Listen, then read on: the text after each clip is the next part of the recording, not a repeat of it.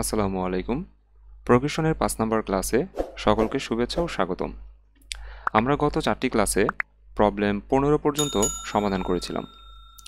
আজকে প্রবলেম ১৬ থেকে স্টার্ট হওয়ার কথা, তবে প্রবলেম ১৬ নম্বর অঙ্ক আমি অন্য একটা ক্লাসে তোমাদের সমাধান করে দেখাবো।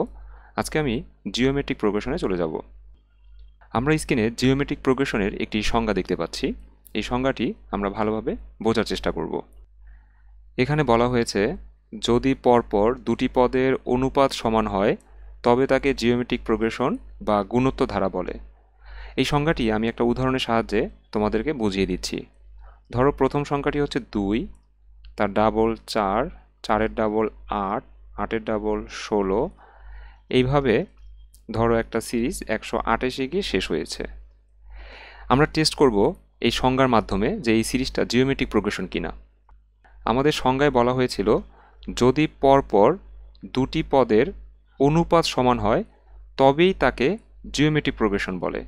তো আমরা এখানে দেখব পরপর দুটি পদের অনুপাত সমান কিনা। 4 হচ্ছে দ্বিতীয় পদ, আমরা দ্বিতীয় পদকে প্রথম পদ দিয়ে ভাগ করব, তাহলে আমরা অনুপাতটা পেয়ে যাব। অনুপাতকে আমরা আর দ্বারা প্রকাশ করব। তাহলে আর বের করার সূত্র কি? দ্বিতীয় পদ অর্থাৎ 4কে 2 দিয়ে ভাগ করতে হবে। তাহলে আমরা 4কে যদি 2 দিয়ে ভাগ করি তাহলে আমাদের অনুপাত আসে 2। আবার আমরা দেখব পরপর দুটি পদ 4 এবং 8, পরপর দুটি পদ বা পাশাপাশি দুটি পদ। এই পাশাপাশি দুটি পদের অনুপাত কত এটা আমরা এখন দেখব। অনুপাতকে আমরা আর দ্বারা প্রকাশ করি। আর বের করার সূত্র হচ্ছে দ্বিতীয়টাকে প্রথমটা দিয়ে ভাগ করতে হবে, অর্থাৎ 8কে আমরা 4 দিয়ে ভাগ করব। এখানেও অনুপাত 2 আসে। আমি যতবারই অনুপাত বের করব প্রত্যেকবারই অনুপাত 2 আসবে, আর যখনই অনুপাত বারবার সমান আসবে তখন সেই সিরিজটাকে বলা হবে জিওমেট্রিক প্রোগ্রেশনের সিরিজ বা জিওমেট্রিক প্রোগ্রেশন। জিওমেট্রিক প্রোগ্রেশনের প্রথম পদকে বলা হয় ফার্স্ট টার্ম, যাকে আমরা এ দ্বারা প্রকাশ করব। তাহলে আমরা এখানে লিখব the first term of geometric progression, যাকে আমরা এ দ্বারা প্রকাশ করব। এর মান হচ্ছে 2। দ্বিতীয় তথ্যটি হচ্ছে কমন রেশিও। কমন রেশিওকে স্মল লেটারের আর দ্বারা প্রকাশ করা হয়। আর বের করার সূত্র হচ্ছে second term divided by first term. যদিও অঙ্ক করার সময় সূত্র দেখাতে হবে না। তাহলে আমরা সেকেন্ড টার্মকে ফার্স্ট টার্ম দিয়ে ভাগ করলেই কমন রেশিও পেয়ে যাব। এখানে সেকেন্ড টার্ম হচ্ছে 4, 4কে 2 দ্বারা ভাগ করতে হবে। তাহলে 4কে আমরা 2 মানে ফার্স্ট টার্ম দিয়ে ভাগ করব, তাহলে এখানে কমন রেশিও আসবে কত? 2। সিরিজের একদম শেষ যেই পদটা থাকবে সেটাকে বলা হবে nতম পদ, যার ইংরেজি হচ্ছে nth টার্ম। তাহলে আমরা 3টা তথ্য পাইলাম যে জিওমেট্রিক প্রোগ্রেশনের প্রথম পদকে আমরা এ দ্বারা প্রকাশ করি, এর মান পেলাম 2।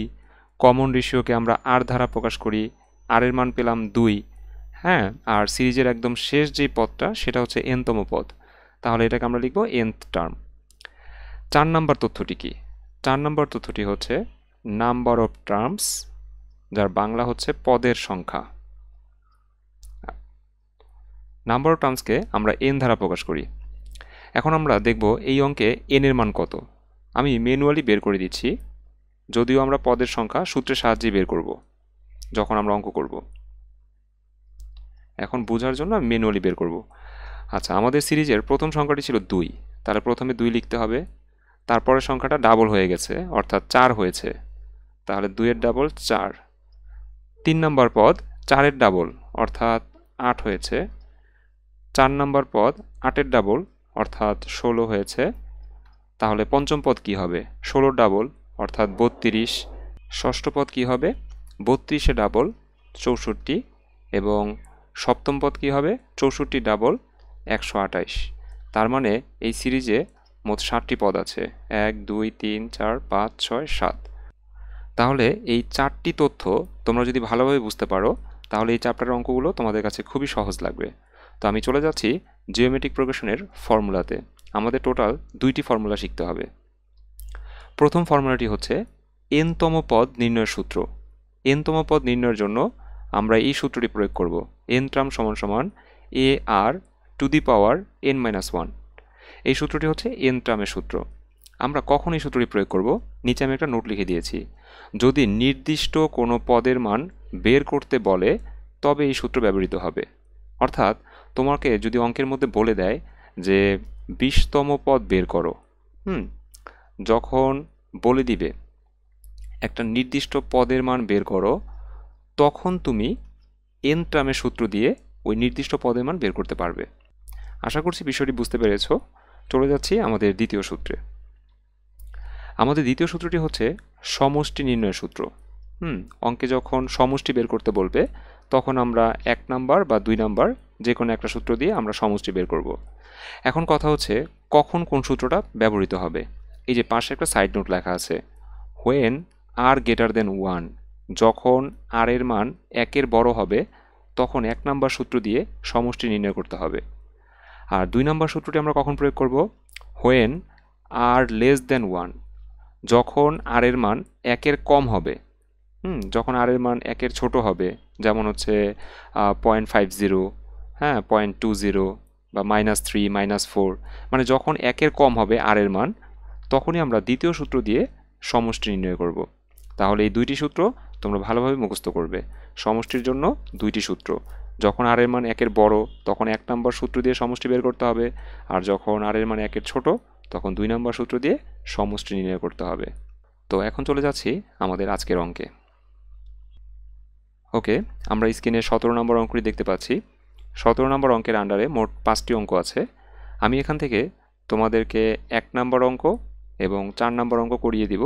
তোমরা রিকোয়ারমেন্ট 2, 3 এবং 5 বাসায় হোমওয়ার্ক করবে। তো আমি চলে যাচ্ছি 1 নম্বর অঙ্কে। 17-র 1 নম্বর অঙ্কে বলা হয়েছে ইন এ জিওমেট্রিক প্রোগ্রেশন, একটা জিওমেট্রিক প্রোগ্রেশনের first and second term will be 4 and 16।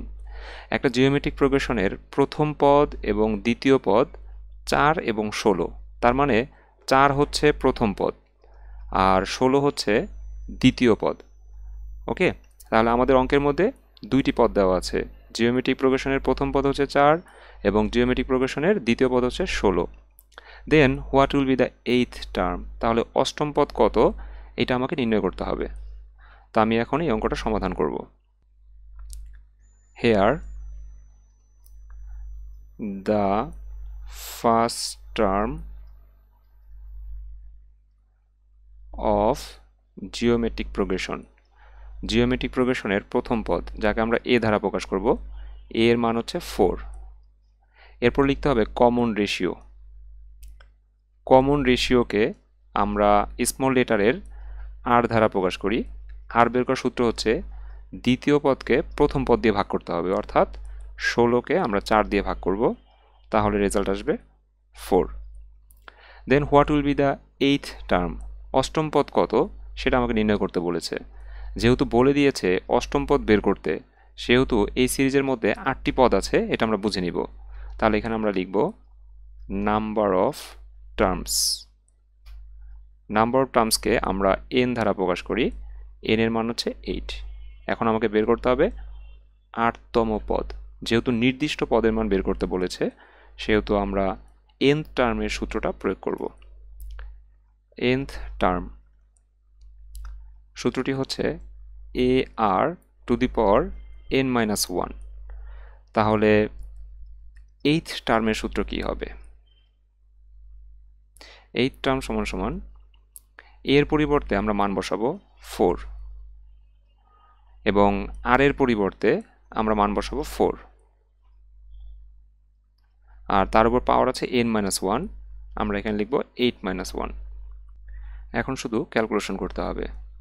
তো প্রথমে এখানে 4 আছে, আমরা 4 লিখব, তার সাথে ইনটু অবস্থায় থাকবে 4 টু দি পাওয়ার 8-1। 8 থেকে যদি আমরা 1 বিয়োগ করে দিই তাহলে এখানে হবে 7। তাহলে 4 এর সাথে গুণ অবস্থায় থাকবে 4 two the power 7। 4 two the পাওয়ার 7 এর রেজাল্ট হচ্ছে 16,384। তাহলে 4-এর সাথে যদি আমরা 16,384 গুণ করি তাহলে আমাদের রেজাল্ট আসে 65,536। এটাই হচ্ছে 17-র 1 নম্বর রিকোয়ারমেন্টের অ্যান্সার। এখন আমরা চলে যাব 17-র 4 নাম্বার রিকোয়ারমেন্টে।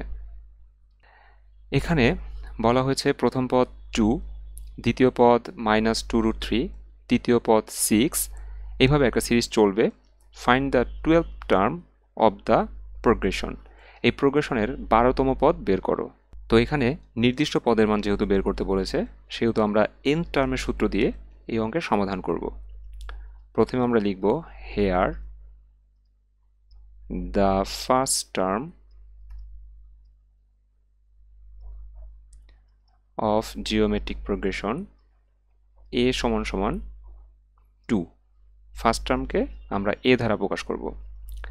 এরপর লিখতে হবে কমন রেশিও, কমন রেশিওকে আমরা স্মল লেটারের r দ্বারা প্রকাশ করি। আর বের করার সূত্র হচ্ছে দ্বিতীয় পদকে প্রথম পদ দিয়ে ভাগ করতে হবে, অর্থাৎ -2√3-কে আমরা 2 দ্বারা ভাগ করব। তাহলে এই 2 আর 2 কাটা গেলে কমন রেশিও আসে -√3। আমাদের কততম পদ বের করতে বলেছে? 12তম পদ বের করতে বলেছে, অর্থাৎ এই সিরিজে 12টি পদ আছে। তাহলে আমরা লিখব নাম্বার অফ টার্মস, যাকে আমরা n দ্বারা প্রকাশ করি। n এর মান হবে 12। যেহেতু নির্দিষ্ট পদের মান বের করতে বলেছে 12তম পদ, সেহেতু আমরা n টার্মের সূত্র দিয়ে 12তম পদ বের করব। আমরা জানি nth টার্ম সমান সূত্রটি হচ্ছে ar⁴n-1। তাহলে 12তম পদ কি হবে? 12th টার্ম সমান মান বসাই দিব। a এর মান হচ্ছে 2, তারপর r এর মান হচ্ছে -√3 whole to the power n-1, তার মানে 12 - 1। এখন জাস্ট ক্যালকুলেশন করতে হবে। প্রথমে 2 থাকলো, এখানে -√3 হোল টু দি পাওয়ার 11, 12 থেকে 1 বিয়োগ করলাম, 11 হইল। এখন আরেকটু ক্যালকুলেশন বাকি আছে। 2 থাকলো, -√3, তার উপর পাওয়ার আছে 11। আমি 11-এর পরিবর্তে লিখব -√3 whole to the power 10 into -√3, অর্থাৎ এখানে -√3 হোল টু দি পাওয়ার 10, তার মানে -√3 10টা আছে, আর এখানে গুণ অবস্থায় -√3 আছে, তার মানে টোটাল -√3 11টিই আছে। অর্থাৎ 11কে আমরা পাওয়ার রেখে এই অঙ্কের ক্যালকুলেশন করতে পারবো না, যার কারণে আমরা কি করলাম, 11-র পরিবর্তে 10 লিখব, তারপরে একটা -√3-কে আমরা গুণ অবস্থায় রাখবো। আসলে এখানে 11টাই -√3 আছে। তাহলে আমরা যদি -√3-র উপর পাওয়ার 10 ক্যালকুলেশন করি, তাহলে এখানে আসে 243, তার সাথে গুণ হবে -√3। আচ্ছা, 243-এর সাথে যদি আমরা 2 গুণ করি, তাহলে হবে 486, আর এখানে গুণ অবস্থায় থাকবে -√3। যদি আমরা 486 দিয়ে এই ব্র্যাকেটের ভিতরে গুণ করি, তাহলে 486-র আগে তো একটা প্লাস আছে, এই প্লাসে মাইনাসে মাইনাস 486 ইন্টু √3। এটাই হচ্ছে আমাদের 17-র 4 নম্বর রিকোয়ারমেন্টের অ্যান্সার। আমরা চলে যাচ্ছি 18 নম্বর অঙ্কে। 18 নম্বর অঙ্কে 2টি রিকোয়ারমেন্ট আছে। আমি তোমাদের 2 নম্বর রিকোয়ারমেন্টই করিয়ে দিব, তোমরা 1 নম্বর রিকোয়ারমেন্ট বাসায় হোমওয়ার্ক করে ফেলবে। 1 নম্বর রিকোয়ারমেন্টে হাউ মেনি টার্মস বের করতে বলেছে। যখনই হাউ মেনি কথাটা বলা থাকবে, তখনই তোমরা n এর মান বের করবে। তো আশা করি 1 নম্বর রিকোয়ারমেন্ট তোমরা পারবে। আমি 2 নম্বর রিকোয়ারমেন্টই তোমাদের করিয়ে দিচ্ছি। এখানে বলা হয়েছে find which term of the series, এই সিরিজের কততম পদ। এখানে যে সিরিজটি দেওয়া আছে, এই সিরিজের কততম পদ ইজ ইকুয়াল টু 12.5, 12.5-এর সমান হবে। আমি যদি তোমাকে বলি যে 1 নম্বর পদ কি 12.5, তুমি বলবে যে না, 1 নম্বর পদ 12.5 না। এরপর যদি তোমাকে কোশ্চেন করি 2 নম্বর পদ কি 12.5, তুমি দেখলা যে না, 2 নম্বর পদও 12.5 না। এরপর যদি তোমাকে বলি 3 নম্বর পদ কি 12.5, তুমি দেখলা যে না, 3 নম্বর পদও 12.5 না। তাহলে কততম পদ 12.5, সেই সংখ্যাটাই আমাদেরকে বের করতে হবে। অর্থাৎ আমি অ্যারিথমেটিক প্রোগ্রেশন করানোর সময় তোমাদেরকে বলেছিলাম, যখন অঙ্কের মধ্যে হুইচ টার্ম বের করতে বলবে, হ্যাঁ, যে সিরিজের কততম পদ 12.5, তখন তুমি এন এর মান নির্ণয় করবে। ধরো এন এর মান বেরোলো 15, তাহলে তোমাকে বলতে হবে 15তম পদ 12.5। হ্যাঁ, বাস যদি বের হলো এন এর মান ধরো হচ্ছে 20, তাহলে বলতে হবে 20তম পদ 12.5। তার মানে যখনই এভাবে কোশ্চেন করবে যে which term of series is equal to 12.5, তখন তুমি এন এর মান নির্ণয় করবে, এন এর মান যত আসবে সেটাকে অ্যান্সার হিসাবে লিখে দিবে। তো আমি এখন এই অঙ্কটি সমাধান করব। প্রবলেম 18-র 2 নম্বর রিকোয়ারমেন্ট। হেয়ার, এখানে the first term of geometric progression, যাকে আমরা এ দ্বারা প্রকাশ করব, এ এর মান হচ্ছে 0.004, এটা হচ্ছে এ এর মান। এরপর আমাদের লিখতে হবে কমন রেশিও। কমন রেশিওকে আমরা স্মল লেটারের আর দ্বারা প্রকাশ করি। আর বের করার সূত্র হচ্ছে দ্বিতীয় পদকে প্রথম পদ দিয়ে ভাগ করতে হবে, অর্থাৎ 0.02কে আমরা 0.004 দ্বারা ভাগ করব, তাহলে এখানে আর এর মান আসে 5। এরপর সিরিজের একদম শেষ যে পদটা, সেটাকে আমরা কি বলি? এনতম পদ বলি। তাহলে আমরা এখানে লিখব nth টার্ম, অর্থাৎ এনতম পদ হচ্ছে 12.5। যেহেতু অঙ্কের মধ্যে এনতম পদ এর মান দেওয়া আছে আর এনতম পদ নিজেই একটি সূত্র, সেহেতু আমরা এন টার্মের সূত্র দিয়েই আমরা হচ্ছে হুইচ টার্মের রেজাল্টটি নির্ণয় করব। উই নো, আমরা জানি nth টার্ম সমান সমান, সূত্রটি হচ্ছে এ আর টু দি পাওয়ার n-1। এখন আমরা মান বসাবো। এন টার্মের মান হচ্ছে 12.5। এই যে এখানে আমরা লিখেছিলাম এন টার্মের মান 12.5, তাহলে আমি এখানে বসাই দিব 12.5। এরপর এ এর মান বসাতে হবে। এ এর মান হচ্ছে 0.004, তাহলে এখানে লিখলাম 0.004। তারপর আর এর মান বসাতে হবে। আর এর মান হচ্ছে 5, তাহলে এখানে লিখলাম 5 whole to the power n-1, তাহলে আমি এখানে n-1ই রাখবো, কারণ এন এর মানই আমাকে বের করতে হবে। তো যেহেতু এন এর মান বের করতে হবে, সেহেতু আমি এন এর মান বসাতে পারবো না। এই 5 টু দি পাওয়ার n-1 এর সাথে 0.004 গুণ অবস্থায় আছে। এক পাশের গুণ যদি সমান সমানের অপর পাশে চলে যায়, তাহলে সেটা ভাগ হয়ে যাবে। তাহলে এখানে 0.004 গুণ অবস্থায় আছে, সমান সমানের ওই পাশে চলে গেলে ভাগ হয়ে যাবে। তাহলে আমরা কি করব?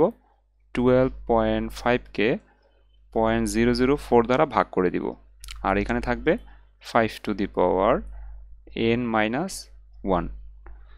আচ্ছা, যদি আমরা 12.5কে 0.004 দ্বারা ভাগ করি, তাহলে রেজাল্ট আসবে 3125, আর এখানে 5 টু দি পাওয়ার n-1। ওকে, এখন আমরা কি করব? 3125কে লসাগু করব। 3125কে যদি আমরা লসাগু করি, তাহলে 5 দিয়ে ভাগ করতে হবে। এখানে যে সংখ্যাটি আসবে সেই সংখ্যাটিকেও 5 দিয়ে ভাগ করা যাবে। এখানে যে সংখ্যাটি আসবে সেই সংখ্যাটিকেও 5 দিয়ে ভাগ করা যাবে। এখানে যে সংখ্যাটি আসবে সেটাকেও তোমরা 5 দিয়ে ভাগ করতে পারবে। শেষে রেজাল্ট আসবে 5। অর্থাৎ 3125কে যদি তুমি লসাগু করো, তাহলে 5 পাওয়া যাবে 5টি। তাহলে 5টি 5কে আমরা লিখতে পারি 5 টু দি পাওয়ার 5। আর এখানে আগে থেকে কি ছিল? 5 টু দি পাওয়ার n-1। এখানে বেজ হচ্ছে 5, এখানেও বেজ হচ্ছে 5। দুই পাশের বেজ যদি সমান হয়, আমরা উঠাই দিতে পারি। তাহলে দুই পাশের 5 আর 5 কেটে দিলাম, তাহলে বেজ কাটা থাকলে এখানে থাকবে 5 আর এখানে হচ্ছে n-1। তাহলে 5 প্লাস 1 সমান সমান n, বা n সমান সমান 6। অর্থাৎ 6তম পদ 12.5 হবে। এই কথাটি আমাদের লিখে দিতে হবে। তো আমরা এখানে লিখে দিব therefore 6th term of the series is 12.5। তো আমাদের আজকের অঙ্ক এই পর্যন্তই। যে দু একটি অঙ্ক হোমওয়ার্ক দিয়েছি, সেই হোমওয়ার্কগুলো তোমরা করে ফেলবে, আর যেই সূত্রগুলো আমরা বুঝিয়েছি সেই সূত্রগুলো তোমরা মুখস্থ করে ফেলবে এবং খাতায় নোট করে ফেলবে। ইনশাআল্লাহ পরবর্তী ক্লাসে আবার দেখা হবে। সে পর্যন্ত সবাই ভালো থেকো। আল্লাহ হাফেজ।